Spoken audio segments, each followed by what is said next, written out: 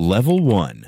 The Obsessive. You are 24 years old. You're not thinking about becoming a billionaire. That thought is too abstract to be useful. You are thinking about one specific problem that will not leave you alone. It has been living in your head for 8 months. You wake up with it. You fall asleep running calculations about it. You have filled 3 notebooks with variations of the same idea. Your friends have stopped asking what you are working on. The problem is real. You know it is real because you have it yourself and everyone around you has it. The existing solutions are bad, not slightly bad, structurally bad. You have been using the worst of them for 2 years, and every time you use it, you think about the 17 ways it could be better. You are not thinking about money. You are thinking about the problem. This is the part that gets edited out of the public version of the story later. The founding mythology strips out the obsession and replaces it with vision. Obsession looks like someone who cannot be fully present at dinner. You have no money. You have a laptop, a lease, and a checking account that goes below $300 3 times in the next 6 months. You are working a job that covers the rent and nothing else. You work on the problem before work, during your lunch break, and from the moment you get home, you show the idea to 4 people. 2 say it is interesting. 1 says it will never work. 1 asks you what the business model is, and when you explain it, he nods in a way that means he does not believe you. You go home and work on the business model. You are not special yet. You are just someone who cannot stop thinking about a problem. The distance between this moment and $1 billion is so large, you do not know that yet. That is the only reason you keep going. Level 2. The Founder. You quit your job on a Tuesday. You do not have funding. You do not have a product. You have a prototype that works approximately 60% of the time, and a deck of 17 slides that explains the other 40% with confident language. You have 1 person who agreed to work with you for equity in a company that does not yet exist as a legal entity. You incorporate. The legal fees cost $1,100 you do not have. You put it on a credit card. The first version ships 4 months later. It is embarrassing. You ship it anyway, because the moment it is not embarrassing will never arrive. 12 people use it in the first week. You know all 12 of them personally. Their feedback is the most valuable data you have ever received and also the most difficult to hear. You built the solution you needed. They need a different version of the solution. You rebuild. You raise a pre-seed round. $500,000 from 2 angel investors. The pitch takes 11 attempts across 6 weeks. 9 of them end with too early. You give away 12% of the company you incorporated 8 months ago. The money lasts 14 months. During those 14 months, you hire 3 people, rebuild the core product twice. You acquire your first 100 paying customers, lose 30 of them, acquire 60 more. You also stop sleeping more than 5 hours on most nights. You raise a seed round, $3 million. The company is valued at $12 million. On paper, your stake is worth approximately $5 million. On paper, you do not feel rich. You feel like you have just been given 14 more months. Level 3.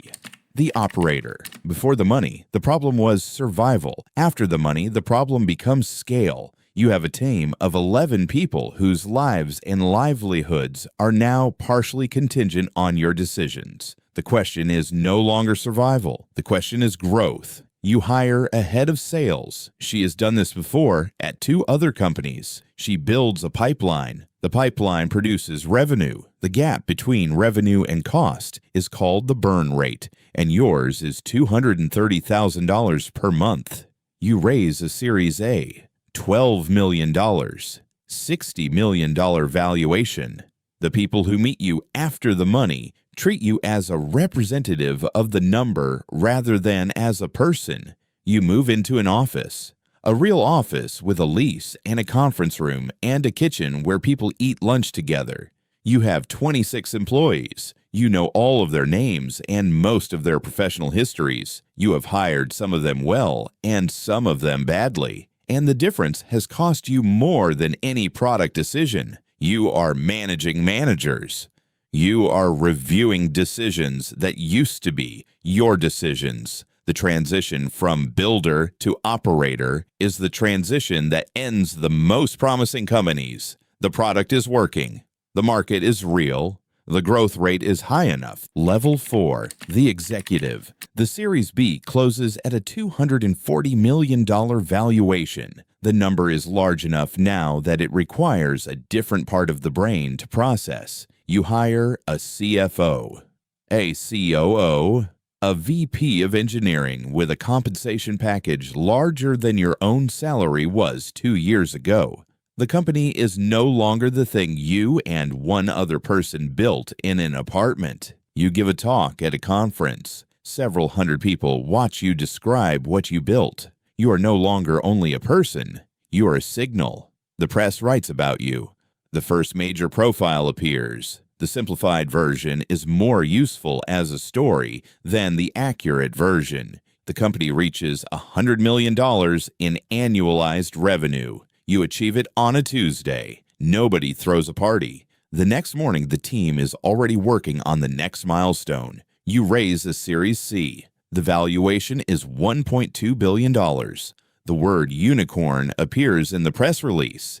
You read the press release and feel something that is not what you expected to feel. You expected to feel a rival. What you feel instead is the specific weight of a number that has just become large enough to be threatened. Level 5, the target. At $1 billion valuation, everything changes in ways you were not told about. The people who ignored your emails 2 years ago now respond within hours. The investors who passed on your seed round reach out to congratulate you. The product is the same. The team is the same. The customers are the same. The number changed. You become a target. Competitors begin positioning against you explicitly. They hire your people with offers you cannot immediately match. They copy your features with a speed that suggests they are watching your product more carefully than their own. Lawyers become a significant part of your operational reality. A dispute with a former employee takes 14 months and $400,000 in legal fees to resolve. Your personal life has reorganized itself around the company in ways you observe with detachment. You are physically present more than you were in the early years. You are psychologically present less. You bring in a president to run day-to-day operations. The division of labor is correct, and it is also a negotiation with your own identity. The board is more complex now. 6 seats. The investors have interests aligned with yours on most things. You are building for a decade. They are managing a fund with a defined return window. Level 6, the institution. $5 billion valuation. Series D. The round is led by a sovereign wealth fund. They are not excited. They are never excited. They are allocating. You have 412 employees, offices in 4 countries. You think about the market the way a general thinks about terrain. Where is it open? Where is it defended? The decisions you make at this valuation are not product decisions. The acquisition offers begin. 3 of them in 18 months. You decline all 3, not because the numbers are wrong, because the company is not finished. You know what the acquirers would do with it, and what they would do with it is not what it is for. The decision to decline acquisitions at this stage is the decision that most people in your position do not make. You know both outcomes are possible. You choose to build anyway. Level 7, the wealth. The IPO prices at a $22 billion valuation. You own 8.4% of the company after a decade of dilution. The number clears the threshold. You are, by the standard definition, a billionaire. The morning of the IPO, you wake up at the same time you always wake up. The stock opens and the number moves, and somewhere in the financial press, your name appears next to a number with 9 zeros. Someone opens a bottle of champagne. You drink a glass. You go back to your desk. The wealth is real, but it is not liquid. The majority of your net worth is in stock you cannot sell freely for 6 months. You hire a family office, a team of professionals whose job is to manage the capital. The money changes your daily life less than you expected and more than you admit. The absence of the calculations that used to run continuously in the background of every spending decision. The people in your life who knew you before, the wealth treat you with a carefulness that was not there before. Level 8, the power. You are no longer primarily building a company. You are managing an institution. Things happen because of you that you did not specifically cause. Things happen in your name that you did not specifically authorize. You speak and markets move. You learn to speak with the precision of someone who has watched casual observations produce financial consequences. You develop a practice of deliberate silence on topics where your words would move things in ways that are not useful. Governments want access to you. You attend meetings in capital cities. You sit across from ministers and regulators and occasionally heads of state. You are not more powerful than governments, but you are a variable in calculations that governments make. Philanthropy becomes structural, not a series of donations, a foundation with a staff and a strategy. You give away more money in a year than you earned in the first decade of your working life. The giving is genuine. It is also insufficient relative to the scale of the problems it addresses. Level 9. The legacy. 20 years since you quit your job on a Tuesday. The company is a permanent feature of the economic landscape. It will exist after you. The decisions you made in the early years, the ones that felt like survival and felt like guessing. The strategy was not clear in execution. It was clear in retrospect. Your wealth is in the billions. The number changes with the market, but it has not been below 9 figures in a long time. The number is large enough that it has become a fact about the world rather than a fact about you. It will be in your obituary. You have made peace with that. The peace required effort you did not expect. The thing that absorbs you most is the same thing that absorbed you at 24. A problem that will not leave you alone. A different problem now.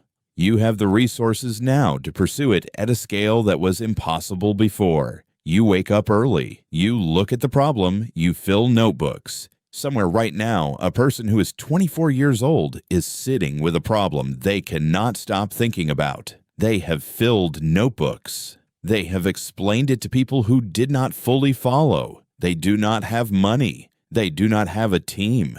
They do not have a product. They have a problem that is real. The problem will find a resolution or a dead end, and life will absorb them back. A very small number will not stop. For those, the distance between this moment and everything described above is not a fantasy. It is a direction.